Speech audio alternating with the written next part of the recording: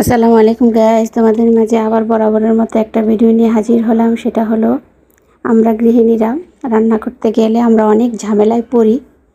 তো আমাদের সেই ঝামেলাগুলো ফেস করতে হয়। তো যদি কিছু টিপস জানা থাকে তাহলে আর সেগুলো আমাদের আর কষ্ট করতে হয় না। সেটা হলো, আমাদের ফ্রাই প্যান অনেক সময় নষ্ট হয়ে যায়। তো মাছ ভাজা করতে গেলে মাছটা লেগে যায়। তা আমরা কি করব, ফ্রাই প্যানে আমরা একটু আটা দিয়ে দিব।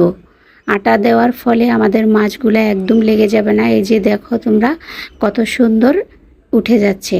আমার এই ফ্রাই প্যানটা একটু সমস্যা, মাছ লেগে যায়। তো এটাতে আমি আটা দেওয়ার ফলে দেখো কত সুন্দর মাছগুলো উঠে যাচ্ছে।